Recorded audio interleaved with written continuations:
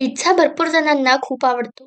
बाजारामध्ये गेल्यावर आपल्याला कधी-कधी असे पिझ्झा बेसेस दिसतात. हे पिझ्झा बेस आपण घरी सुद्धा घेऊन येतो. पण पिझ्झा बनवायचा कसा तेच माहीत नसतं. आपल्याला वाटतं आपल्याकडे ओव्हन नाही मग पिझ्झा कसा बनवणार? पण आज आपण कढईमध्ये रेडीमेड पिझ्झा बेस वापरून पिझ्झा बनवतोय. तर घरच्या घरी अगदी विकत्री मिळतो त्याच चवीचा पिझ्झा तयार होतो. चला तर मग रेसिपीला सुरुवात करूया. तर मी इथे असा रेडीमेड पिझ्झा बेस घेतलाय. हा पिझ्झा बेस बाजारामध्ये अगदी स्वस्त मिळतो. तर खाली अशी मी एक प्लेट घेतली आहे, त्यावर हा पिझ्झा ठेवलाय.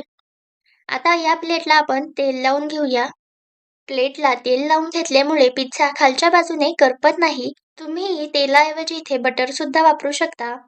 तर प्लेटला असं तेल लावून घेतलं की मग यावर हा पिझ्झा बेस ठेवूया. आता या पिझ्झा बेसला आधीपासूनच होल असतात, तरी सुद्धा अशा काट्याच्या चमच्याने आपण या पिझ्झा बेसला थोडेसे होल करून घेऊया. तर इथे मी असे व्यवस्थित याला होल करून घेतलेत. तर इथे आपण आज व्हेजिटेबल पिझ्झा बनवतोय. त्यासाठी साहित्य काय लागेल ते पाहूया. तर इथे मी असा एक मध्यम आकाराचा कांदा लांबट आकारामध्ये चिरून घेतलाय. त्याच पद्धतीने टोमॅटो सुद्धा असा लांबट चिरून घेतलाय. सोबत एक शिमला मिरची सुद्धा अशी लांबट आकारामध्ये चिरून घेतलीये. त्यानंतर इथे मी चीज घेतलंय. आता हे चीज मी व्यवस्थित असं किसून घेतलंय. अशा पातळ आकारामध्ये हे चीज किसून घेतलेलं आहे. त्यानंतर आपल्याला इथे पिझ्झा सॉस लागणार आहे. तर मी 3 चमचे पिझ्झा सॉस घेतलाय. जर तुमच्याकडे पिझ्झा सॉस नसेल तर त्याऐवजी तुम्ही इथे टोमॅटो केचप सुद्धा वापरू शकता.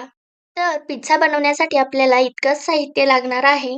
आता या पिझ्झा बेसला आपण पिझ्झा सॉस लावून घेऊया. तर इथे मी 3 चमचे पिझ्झा सॉस घेतलाय. हा संपूर्ण सॉस मी या पिझ्झा बेसवर लावून घेते. सगळीकडे व्यवस्थित असा हा पिझ्झा सॉस पसरवून घेऊया. अशा पद्धतीने पिझ्झा सॉस यावर आपण पसरवून घेतला. त्यानंतर आता आपण यावर चीज घालूया. आता हे चीज सगळीकडे असं व्यवस्थित पसरवून घेऊया. तर पिझ्झा बेसवर चीज पसरवून झालं की मग त्यानंतर आपण यावर आता भाज्या घालणार आहोत. सर्वात आधी यावर आपण शिमला मिरची घालूया. शिमला मिरची मी अशी लांबट आकारामध्ये चिरून घेतली आहे. तुम्हाला हवं असेल तर तुम्ही अशी क्यूब्समध्ये सुद्धा चिरून घेऊ शकता. शिमला मिरची नेहमी अशी पातळ चिरून घ्या, त्यामुळे ती पटकन शिजते. आता यावर आपण शिमला मिरची घालून घेतली की त्यानंतर पातळ चिरून घेतलेला कांदा घालूया. तर कांदा सुद्धा तुम्ही क्यूब्समध्ये चिरून घेऊ शकता किंवा असा लांबट आकारामध्ये सुद्धा चिरून घेऊ शकता. आता यावर कांदा घालून झाला की त्यानंतर आता टोमॅटो चिरून घेतलाय तो घालूया. टोमॅटो सुद्धा यावर आपण घातले. तर भाज्यांचं प्रमाण तुमच्या आवडीनुसार तुम्ही कमी जास्त सुद्धा करू शकता. आता यावर भाज्या घालून झाल्यात. आता पुन्हा आपण यावर चीज घालूयात. तर या भाज्यांवर आपण हे चीज सगळीकडे पसरवून घेऊया. तर यावर व्यवस्थित असं हे चीज मी इथे पसरवून घेतलं. त्यानंतर आता आपण यावर 1 चमचा चिली फ्लेक्स घालूया. चिली फ्लेक्स घातल्यानंतर यावर 1 चमचा ऑरिगॅनो घालूया. चिली फ्लेक्स आणि ऑरिगॅनो दोन्ही ऑप्शनल आहेत.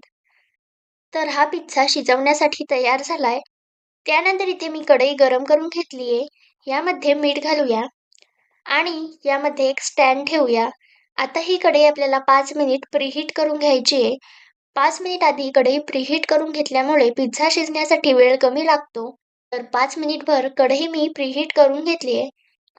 आता आपण यावर ही पिझ्झाची प्लेट ठेवूया. पिझ्झाची प्लेट स्टँडवर व्यवस्थित ठेवल्यानंतर गॅस आपल्याला मध्यम आचेवर करायचा आहे आणि जवळपास 20 मिनिट आपल्याला हा पिझ्झा शिजवून घ्यायचा आहे. तर 20 मिनिट झालेले आहेत. झाकण उघडून पाहूया. तुम्ही बघू शकता पिझ्झा अगदी व्यवस्थित शिजलेला दिसत आहे. चीज सुद्धा व्यवस्थित मेल्ट झालेला आहे आणि अगदी विकतरी असतो तसा हा पिझ्झा दिसत आहे. आता हा पिझ्झा कढईतून काढून घेऊया. तर पिझ्झा कढईतून काढून घेतल्यावर 5 मिनिटभर हा थंड करून घेऊया. 5 मिनिटानंतर पिझ्झा थंड झालाय. आता आपण याला कट करून घेऊया. तर तुम्हाला हवं त्या आकारामध्ये तुम्ही याला कट करू शकता. मी या पिझ्झ्याला 4 भागांमध्ये कट करून घेतलंय. तर बघू शकता तुम्ही पिझ्झा अगदी विकतरी असतो तसाच दिसत आहे आणि घरच्या घरी विकतरीसारखा पिझ्झा तयार झालाय. तर पिझ्झ्याची खालची बाजू सुद्धा तुम्ही बघू शकता, अजिबात करपलेली नाहीये. त्याचबरोबर यावरच्या भाज्या सुद्धा व्यवस्थित शिजलेल्या दिसत आहेत आणि आपण यावर टाकलेलं चीज सुद्धा व्यवस्थित मेल्ट झालंय.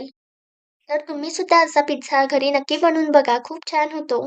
तो सुद्धा ओव्हन शिवाय कढईमध्ये.